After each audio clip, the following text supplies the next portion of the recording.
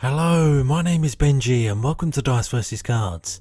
Today we go back to the 41st millennium to find out the best way to pick an army, be it because you're just getting into the hobby or you're looking to expand your choices.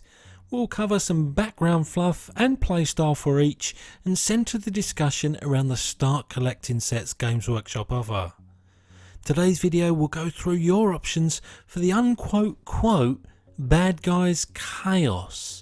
Although to be fair, they do seem pretty mean-spirited. So although this might be somewhat of an oversimplification, it's fair to say that the Chaos Forces are broken down into two categories. Men, or those that look like men, and demons, who to varying degrees have the look of the devil in them.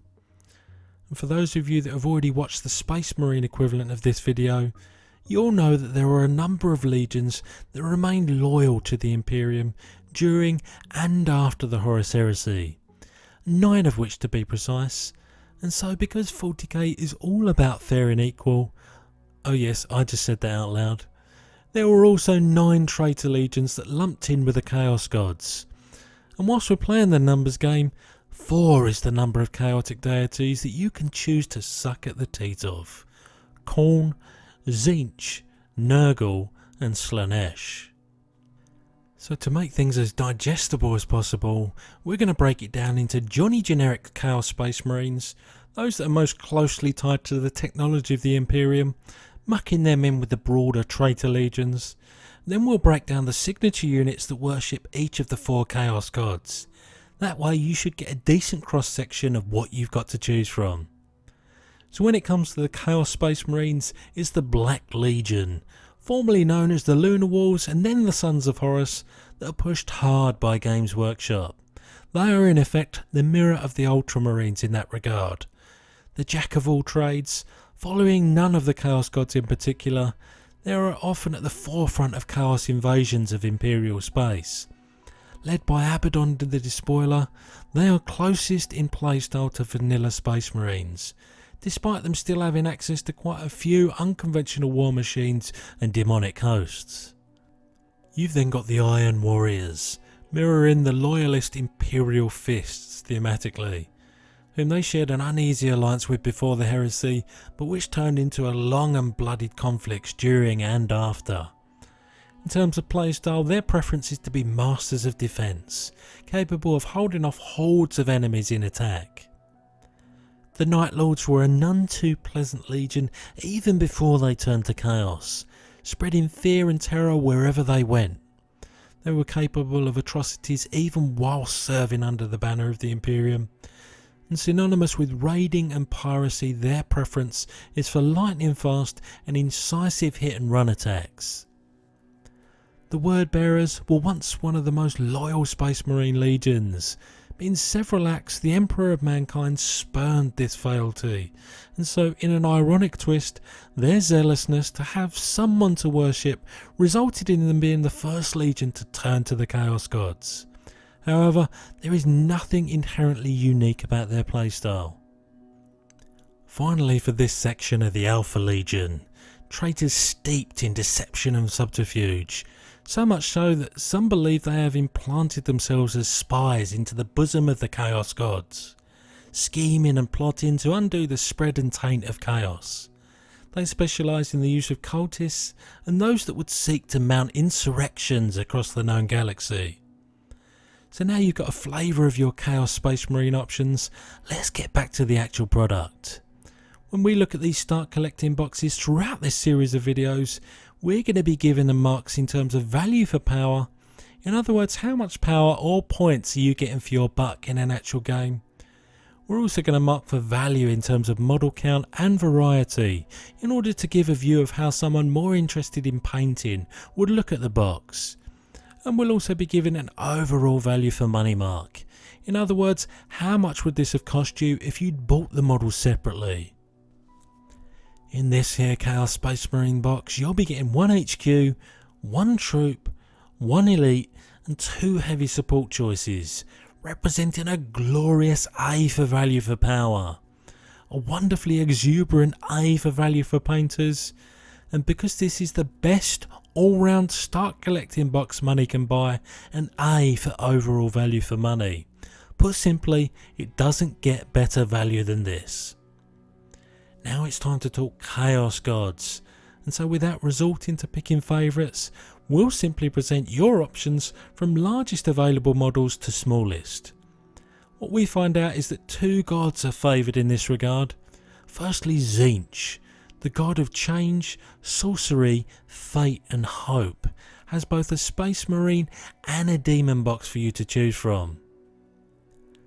The Thousand Sons Traitor Legion have a long and storied history, but have always held a predilection towards sorcery and include a high number of psykers amongst their ranks. It was ultimately their Primarch Magnus's thirst for knowledge that led the Legion into the welcoming arms of their new patron. What this means in terms of playstyle is that you'll have the unique ability to take psykers within the rank and file, so expect to have a busier psychic phase than other Marines. In their start collecting box you'll find one HQ, and a named one at that, one troop, a crossover demon unit and one pseudo elite choice. A quite interesting mix, and one that warrants a B in terms of how much power you're getting to the table. A quite convincing A for the painters of you out there, and an overall B for value for money. Elsewhere in TZEENTCH land you have their demon start collecting box, rocking an eclectic mix of one HQ, one troop, one fast attack and one elite choice, which is well rounded as you'll find. This all adds up to a B for value for power, a similar B for value for painters, and completing the symmetry, a B for overall value for money. Next up is Nurgle, the god of death, disease and decay, and the antithesis of everything that TZEENTCH stands for, represented by only a demon start collecting box, but having a noteworthy amount of Chaos Space Marine models as well.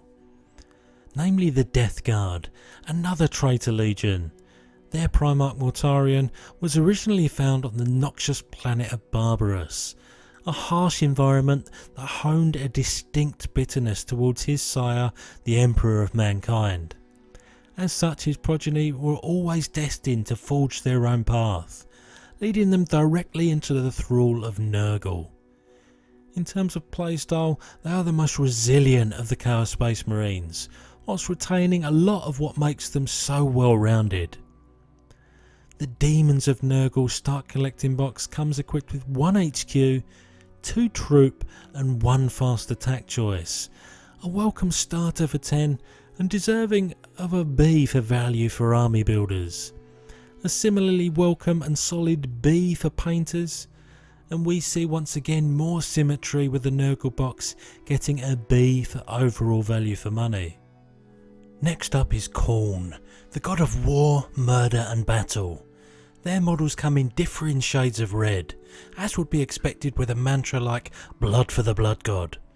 Their signature marines, the Khorne Berserkers, are mostly populated from the World Eaters Traitor Legion, known for their savagery before the heresy and subsequently devolving into blood-crazed maniacs that could not keep their shizzle together, but ultimately splintering into disparate warbands.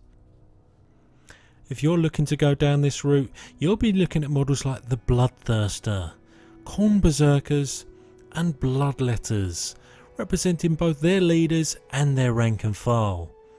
They favour a very aggressive playstyle and are rewarded on the battlefield the more units they take down.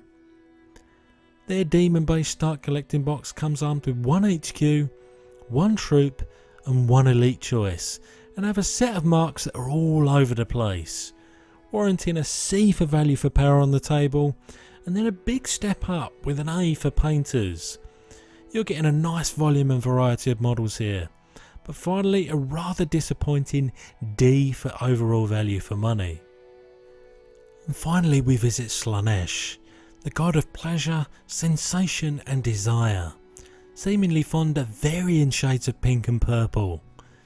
Their signature Noise Marines are largely culled from the Emperor's Children Traitor Space Marine Legion, a chapter that wasn't high on the list of would-be heretics, but nonetheless their lust for power and their pride likely contributed to their fall into the clutches of Slaanesh. Pinning your badge in this direction, you'll be looking at models like the Keeper of Secrets, Fiends and Demonettes, representing a fairly equitable selection of their available units. They also boast the most diverse of playstyles, in that their marine choices favour a more shooty approach to battle, yet their demons, like most demons to be fair, like to get up close and personal. Their start collecting set boasts 1 HQ, 1 troop and 1 fast attack choice, and at a glance looks quite tasty, but it only warrants a C for how much power you get to the table for your money, a slightly improved B for the painters out there, and a fairly average C for overall value for money. Which leaves us with just a few moments to mention that some of the Imperial Night Houses that we talked about in the previous Armies of the Imperium video were also subject and fell foul of the corruption of chaos. If you want big walking robots and big hulking weapons, then look no further.